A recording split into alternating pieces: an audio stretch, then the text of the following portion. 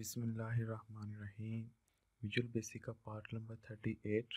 इस वीडियो में हम देखेंगे वेरिएशन इन अरे डिक्लेरेशन, यानी कि अरे को डिक्लेयर करते हुए किस तरह हम चेंज कर सकते हैं। एक्सेसिंग इंडिविजुअल एलिमेंट ऑफ अरे। एक अरे है, बेशक वो 100 की है, 5 की है, 1 लाख की है, 1 करोड़ की है, उसका कोई एक एलिमेंट को हम कैसे एक्सेस कर सकते हैं।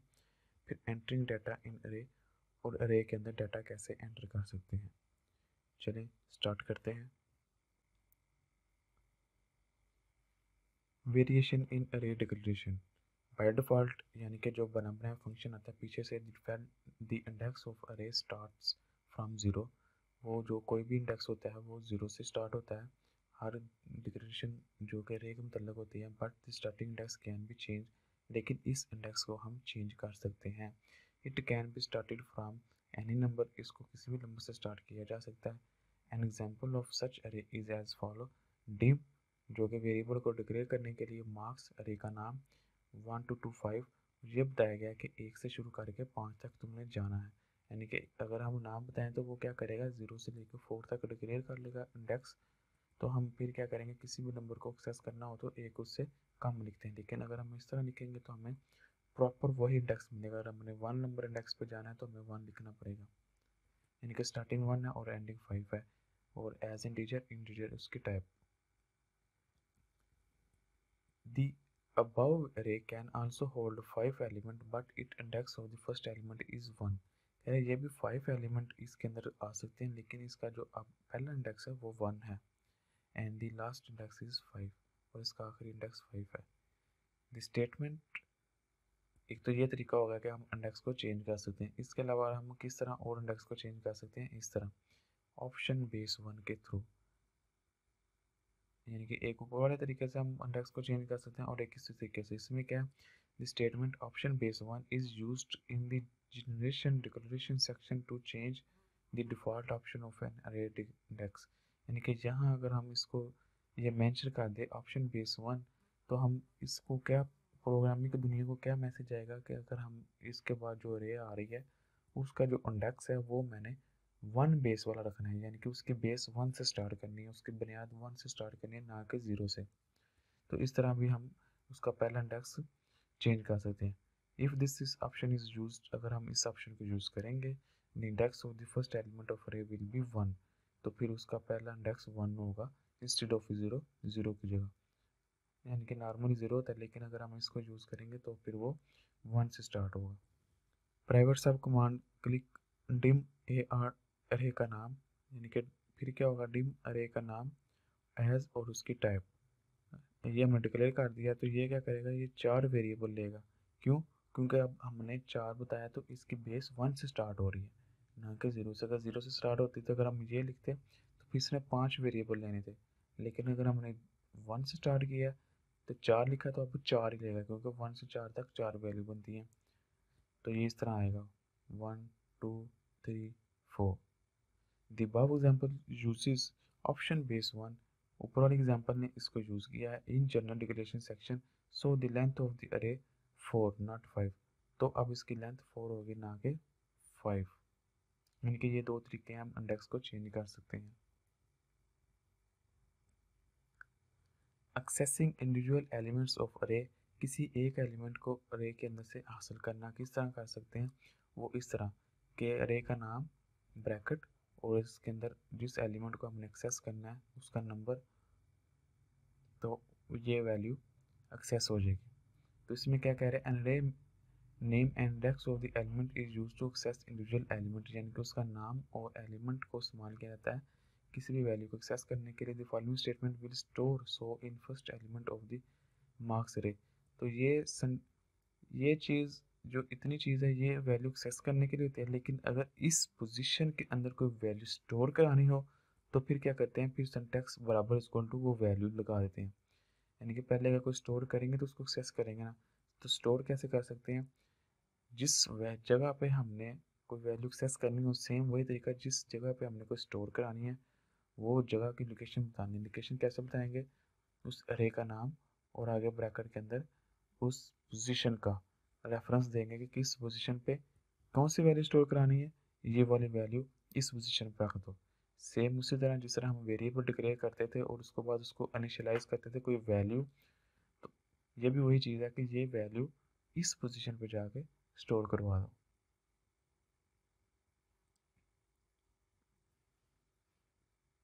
ये मार्क्स की अगर अरे बनाई गई है तो इसमें क्या है, ये डिब्बे जितने बने ये एलिमेंट हैं या इंडेक्स नंबर हैं जिसके थ्रू हम कोई भी वैल्यू एक्सेस कर सकते हैं। The value of index can be given as constant या variable to access in individual element of the array, यानी कि जो इसके अंदर जो हम इंडेक्स की वैल्यू जो दे रहे हैं वो वेरिएबल भी हो सकता है और कोई कांस्टेंट भी हो सकता है। कांस्टेंट मतलब फिक्स, कि अगर हमने दो देनी दो रहनी है, तो वेरिएबल का मतलब वो चेंज हो सकता है डायनामिकली। अगर यूज़र कोई वैल्यू इनपुट करे तो हम किसी वेरिएबल में रखा के वो बाद में इधर उसको एक्सेस करवा दें। कैसे, अभी हम इसको देखते हैं। The value of index can be given as constant या variable to access individual element of the array. The following example uses this variable as index. पहले हमने जो देखा था वो कांस्टेंट के थ्रू, यानी कि फिक्स वैल्यू, कोई एक वैल्यू दे दो और उसके थ्रू जाके वो इंडेक्स नंबर एक्सेस कर लो। लेकिन अगर हम डायनामिकली कोई और वैल्यू एक्सेस करना चाहते हैं तो फिर क्या होगा, कोई एक नंबर लेंगे यूज़र से इनपुट बॉक्स के थ्रू और उसको किसी एन वेरिएबल में, किसी भी वेरिएबल में स्टोर करा दिया, फिर इस वेरिएबल को यहाँ पास करा दिया। तो एक्चुअली हो क्या रहा है, एक्चुअली दो ही यहाँ आ रहा है लेकिन एक वेरिएबल के थ्रू, जो कि हर दफ़ा वैल्यू चेंज हो सकती है, यूज़र इनपुट मुख्तलिफ दे सकता है। तो इसलिए बजाय कि ये कांस्टेंट रहे, ये फिक्स हो जाए, इसको हमने डायनामिकली कर लिया कि हर दफ़ा ये चेंज होता रहेगा, तो फिर वो इधर आ जाएगा। तो अगर हम कह देंगे कि जो 100 वैल्यू है वो तुम रख दो मार्क्स के 2 इंडेक्स के ऊपर, यानी कि इधर अब 100 आ जाएगा। तो इस तरह हम डायनामिकली मुख्तलिफ जगह पे वैल्यू स्टोर करवा सकते हैं, मुख्तलिफ जगह से वैल्यू एक्सेस कर सकते हैं। दी above line store so in third element of the अरे। ये जो लाइन बताई गई ये क्या कर रहा है, 1 2 3 एलिमेंट के ऊपर 100 की वैल्यू स्टोर कर रहा है, क्योंकि ये इसको कह रहा है कि तुम इसमें ये वैल्यू यहाँ स्टोर करवा दो। The variable n is use as index, और जो एन है वो एज इंडेक्स के तौर पर यूज हो रहा है एज ए वेरिएबल, ना कि कांस्टेंट। ये 0 2 4 ये कांस्टेंट है। कांस्टेंट होता है जिसकी वैल्यू चेंज नहीं हो सकती। मसलन 2 है, इसने पूरी ज़िंदगी 2 ही रहना है। मैथमेटिक में, फिजिक्स में, केमिस्ट्री में हर जगह से 2 का 2 ही रहना है। लेकिन जो एन है इसकी वैल्यू हर दफ़ा चेंज हो सकती है। अभी 2 है, अगली दफ़ा हो सकता है 4 आ जाए, फिर एक दफ़ा हो सकता है 0 आ जाए, अगली दफ़ा हो सकता है 5 आ जाए। इस तरह इनकी वैल्यू चेंज होती रहती है, वो वेरिएबल का रहता है। तो यहाँ वेरिएबल के तौर पर हमने यहाँ स्टोर कराया उसका इंडेक्स नंबर, वो वैल्यू स्टोर करवा दी तीसरे एलिमेंट के अंदर। एंटरिंग डाटा इन अरे। अरे के अंदर डाटा कैसे एंटर किया जाता है। Data can be enter in array by using the name of the array and index, यानी कि अरे का नाम और उसका इंडेक्स नंबर हमें पता हो तो हम डाटा उसके अंदर स्टोर करा सकते हैं या एंटर कर सकते हैं। द फॉलोइंग स्टेटमेंट्स, ये जितनी भी स्टेटमेंट्स हैं, data enter in all element of the अरे। कैसे, ये अरे का नाम और उसका इंडेक्स और उसकी वैल्यू क्या स्टोर करवानी है, 94। फिर 1 इंडेक्स पे क्या स्टोर कराना है, 37। फिर 2 इंडेक्स पे क्या स्टोर करवाना है, 59। फिर 3 पे क्या करवाना है, 76। और 4 पे क्या करवाना है, 92। The above method of the entry data in array become very lengthy and time consuming if the array is very large। कह रहा है अगर हम इस तरह डाटा स्टोर तो करवा सकते हैं, तो इस तरह एक और प्रॉब्लम आ गया कि हम क्या, अगर 1000 या 10,000 या 1 लाख वेरिएबल स्टोर करवाने तो क्या हम बार बार ये लिखते रहेंगे कि मार्क्स इतना, 0 marks 1 marks 2 marks 3 marks 4 marks 5। तो ये भी एक टाइम कंज्यूमिंग प्रोसेस है। तो इसका क्या हल किया जाए, तो फिर इसको हम लूप के थ्रू हैंडल करेंगे, क्योंकि लूप होता ही इसलिए मकसद के लिए है कि कोई भी काम आपने अगर बार बार करवाना है तो लूप के अंदर दे दो और जान छूट जाएगी, लूप खुद ही सारा काम कर देगा। बस उसको बता दो कि यहाँ से लेके यहाँ तक करना। फ़र्ज़ करें हमें पता है कि हमने 1000 वैल्यू स्टोर करवानी है, तो हमने लूप को बता दिया कि ये स्टोर वैल्यू स्टोर करा, तो वो ऑटोमेटिक लेता रहेगा वैल्यू 1000 दफ़ा। हमें कोई बार बार वैल्यू डिक्लेयर नहीं करना पड़ेगा, ऑटोमेटिक वो 1000 दफ़ा चल जाएगा। इस तरह हम लूप के जरिए इसको हैंडल करेंगे। For example, so statements are required to store data in array with so element. This process can be made very simple and short by using loops. Loops are used to access the individual elements of array with the less number of statements. Loop को इसलिए भी इस्तेमाल किया जाता है कि data store करें, और लूप को इसलिए भी इस्तेमाल किया जाता है कि हम कोई वैल्यू फेच करें या एक्सेस करें या रीड करें जो ऑलरेडी अरे के अंदर अवेलेबल है। कैसे? यूजिंग लेस स्टेटमेंट्स, यानी कि थोड़ी सी लाइन की कोडिंग लिखेंगे वो काम हो जाएगा।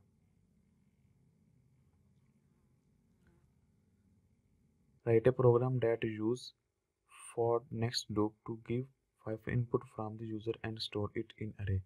कह रहा है कि फॉर नेक्स्ट लूप को यूज़ करते हुए क्या करना है, यूज़र से 5 नंबर लेने हैं और उनको इनपुट करवा देना है, यानी कि स्टोर करवा देना है अरे के अंदर।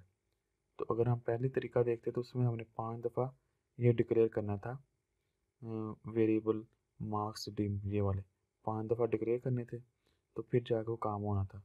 लेकिन हमने इधर एक दफ़ा डिक्लेयर करके लूप के थ्रू इसको 5 दफ़ा चलाएंगे। कैसे? Start new standard program, double click किए, वही आपको पता है क्या किया, dim marks as an integer, कि हमने हमने ऑप्शन वाला यूज़ नहीं किया। तो इसका क्या मतलब है कि ये 0 से लेके 4 तक चलेगा, 5 एलिमेंट होंगे, 0 से लेके 4 तक चलेगा। फॉर लूप चला दिया और आई जो कि काउंटर वेरिएबल है उसको 0 असाइन कर दी पहली वैल्यू, कि तुम्हारे पास पहली वैल्यू 0 है। अब इसमें तुमने एक इंक्रीमेंट करते करते कहाँ तक जाना है, 4 तक। तो क्या करना है, मार्क्स यानी कि जो अरे का ये वेरिएबल है इसके अंदर जो इंडेक्स आएगा, बजाय कि इसको हम हार्ड कोड में लिखते कि 0 1 2 3, तो हमने एक आई दे दिया। अब आई के पास क्या है, आई के पास सारी वैल्यू है 0 से लेके 4 तक। पहले इसके अंदर 0 आएगी आई के अंदर, क्योंकि ये एक लूप है। हमने इसको साइन कर दिया कि 0 तुम आई रख लो, हमने वैल्यू साइन कर दी आई को 0, कि आई तुम 0 अपने पास रख लो। पहले आई के पास 0 है, इधर 0 आ जाएगा। और उसका क्या किया, जो भी यूज़र और ये इनपुट बॉक्स के थ्रू जो भी वैल्यू आएगी वो आई के 0 में आ जाएगी। लूप चला, कहाँ तक चलना है इसने, 4 तक। अब आई की वैल्यू 1 हो जाएगी, फिर इनपुट बॉक्स के थ्रू वैल्यू आएगी और आई के 1 में चली जाएगी, फिर आई की वैल्यू 2 हो जाएगी, फिर इनपुट बॉक्स के थ्रू वैल्यू आएगी वो आई के 2 में चला जाएगा। ये लूप चलता रहेगा, 4 तक चलना है इसने। फिर आई की वैल्यू 3 हो जाएगी, तो मार्क्स के 3 नंबर इंडेक्स में फिर नई वैल्यू जो इनपुट किया यूज़र ने वो आ जाएगी। फिर आई की वैल्यू 4 हो जाएगी, तो इधर मार्क्स का इंडेक्स 4 हो जाएगा, और फिर जो यूज़र वैल्यू एंटर करेगा वो इसके 4 इंडेक्स में स्टोर हो जाएगा। तो इस तरह ये लूप टूट जाएगा। तो 5 वैल्यू एक अरे के अंदर स्टोर हो जाएंगी सिर्फ एक लूप लगाने से, बजाय कि बार बार हम इनपुट बॉक्स करते। How it works, the above example uses the counter variable को यूज़ किया जो कि i है, for next loop and as a index, और i को as इंडेक्स के तौर पर यूज़ किया है। यानी कि बजाय कि हम इंडेक्स को हार्ड कोड में लिखते हैं 0 1 2 3, हमने i दे दिया। एक्चुअली i के पास क्या है, एक्चुअली i के पास काउंटर वेरिएबल है वो, उसके पास हर वैल्यू है। इनके पहले उसके पास 0 है, फिर अगला इंक्रीमेंट होकर फिर 1 हो जाएगा, फिर इंक्रीमेंट होकर 2 हो जाएगा, फिर इंक्रीमेंट होकर 3 हो जाएगा, फिर इंक्रीमेंट होकर 4 हो जाएगा। The value of the counter variable is i 0 in first iteration. पहली लूप जब चली तब आई की वैल्यू 0 थी। Statement refer to the first element, यानी कि ये जो लिखा हुआ है इस तरह, ये चीज़ ये क्या शो कर रही है कि ये पहला एलिमेंट है, क्योंकि पहले एलिमेंट कैसे, क्योंकि इधर 0 है, आई के वैल्यू पहले 0 थे। In the second iteration the value of I is 1, तो फिर ये जो है वो आई के 1 को शो कर रहा है, मार्क्स के 1 को। फिर इस तरह चलते चलते ये 4 से 5 सेट में स्टोर कर लेगा। Thank you for watching. छोटा सा क्विज है, इसको हल कीजिएगा। अल्लाह हाफिज़।